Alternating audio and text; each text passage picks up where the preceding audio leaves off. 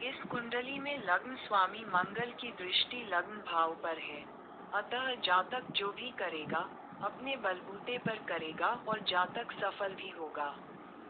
क्योंकि मंगल दशम भाव में उच्च का है जो कि करियर का भाव है और सफलता भी यहीं से देखी जाती है।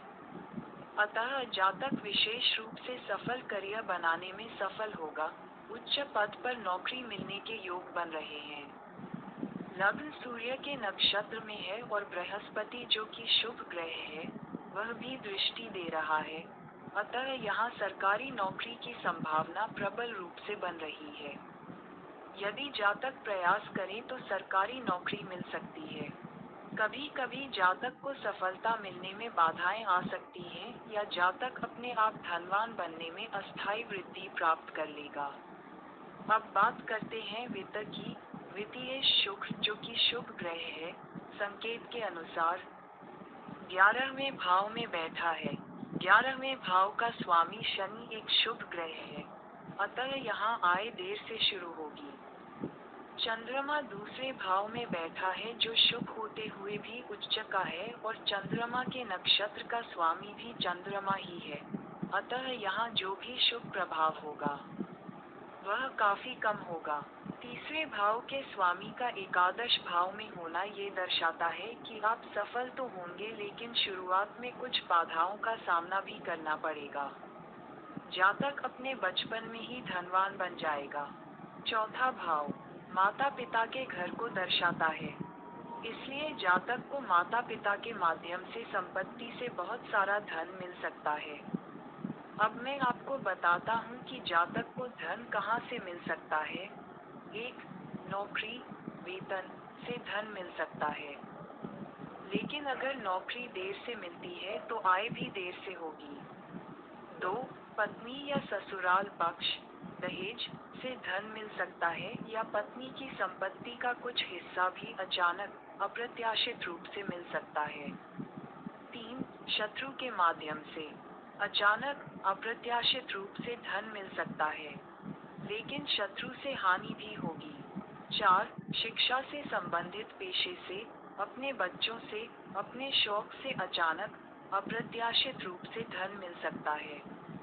केतु दूसरे भाव में है, इसलिए जातक को यहाँ धन के मामलों में कभी भी जिज्ञासा नहीं होगी। मतलब जातक को इस बात की परवाह नहीं होगी कि कितना पैसा खर्च हो रहा है या पैसा नहीं है। पंचमेश का एकादश भाव में होना दर्शाता है कि सरकारी नौकरी मिलेगी। प्रसिद्ध संगीत प्रेमी अच्छे बच्चे होंगे। सप्तमेश का एकादश भाव में होना दर्शाता है कि जातक की पत्नी सुंदर और समर्पित होगी। यदि जातक व्यवसाय करना चाहता है तो व्यवसाय में अच्छी वृद्धि होगी। जातक 35 वर्ष की आयु के बाद व्यवसाय करेगा। अष्टमेश का 10वें भाव में होना दर्शाता है कि सरकारी नौकरी, माता बीमार हो सकती है। नवमेश का 7वें भाव में होना दर्शाता है कि आपकी पत्नी सुंदर, मधुरभाषी होगी और व्यवसाय में सफल होगी। जातक सुशिक्षित और धनी व्यक्ति होगा। 10वें भाव में स्वामी का एकादश भाव में होना दर्शाता है कि जातक अपने पेशे से कमाई करेगा। जातक की कमाई देर से हो सकती है, मतलब उसे नौकरी थोड़ी देर से मिल सकती है, लेकिन कमाई अच्छी होगी। जातक कड़ी मेहनत से आय अर्जित करेगा और आय में वृद्धि भी होगी। जातक की आय नौकरी और व्यवसाय से भी होगी। बाद की उम्र में जातक की आय में वृद्धि होती रहेगी। जातक का करियर जीवन काफी अच्छा है। आय का स्रोत वही होगा जहां कड़ी मेहनत होगी। आय लोहे से संबंधित काम या मशीन पार्ट्स की बिक्री से होगी या फिर जातक मैकेनिकल इंजीनियरिंग बन सकता है। यदि व्यवसाय और नौकरी एक साथ चलेंगे तो भविष्य में जातक की आर्थिक स्थिति बेहतर होगी। 11वें भाव में 11वें स्वामी का संकेत है। यहाँ से मैं सिर्फ एक बात कहूँगा कि जातक की आय काफी अच्छी होगी। केवल कड़ी मेहनत की जरूरत है, क्योंकि इस ग्रह स्थिति से आप कुछ न कुछ कमा पाएंगे।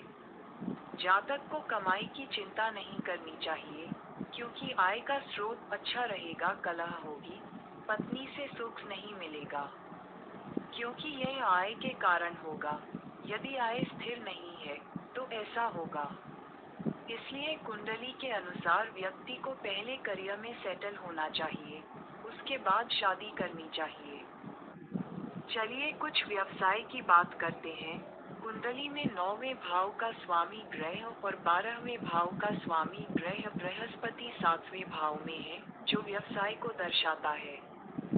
बृहस्पति एक शुभ ग्रह है, इसलिए जातक का व्यवसाय अच्छा चलेगा। यहाँ मैं देख रहा हूँ कि जातक कोई भी व्यवसाय कर सकता है, क्योंकि यहाँ बहुत सारे संसाधन हैं। इसलिए जो भी काम जातक अच्छा करता है, उसे उसी काम को अपना पेशा बनाना चाहिए। देशी व्यवसाय में इतना सफल होने के बाद व्यक्ति विदेश में भी सेटल हो सकता है, लेकिन कड़ी मेहनत करनी होगी। जातक में नेता बनने की क्षमता होती है। एक सफल व्यक्ति ऐसे व्यवसायों में एक नेता, अधिकारी, प्रशासक, शासक, राजनीतिज्ञ, गांव का मुखिया, शतरंज का खिलाड़ी और या राजनयिक बनेगा। ऐसे कार्यस्थलों पर जातकों को आभूषण, चिकित्सा, ज्योतिष, औषधियाँ, मकानों की ठेकेदारी, भूमि प्रबंधन, अग्निशमन सेवाएं, सैन्य, अनाज व्यवसाय, जल आपूर्ति विभाग, विद्युत संबंधी चीजें, मेहनत वाले कार्य आदि में सफलता मिलेगी। अब बात करते हैं विवाह और वैवाहिक जीवन की। लग्न कुंडली में सप्तमेश ग्रह एकादश भाव में शनि के साथ है, अतः यहाँ प्रेम विवाह होगा, देरी होगी। जातक की पत्नी मित्र मंडली या social media, Facebook, Instagram, Twitter आदि के माध्यम से जातक से मिल सकती है, या यदि जातक के बड़े भाई बहन हैं, तो वे उनके माध्यम से भी मिल सकते हैं, या जातक कार्यस्थल पर मिल सकता है। साथ ही बहुत दूर, पूर्व या पश्चिम दिशा से आएगा, अर्थात वह दूसरे राज्य या दूसरे देश से होगी। जातक की शादी 32 या 38 वर्ष की आयु के बीच या किसी भी तरह की स्थिति के आधार पर थोड़ी अधिक देरी से हो सकती है। पत्नी का लग्न या लग्न मिथुन, तुला, धनु, वृष, कुंभ हो सकता है।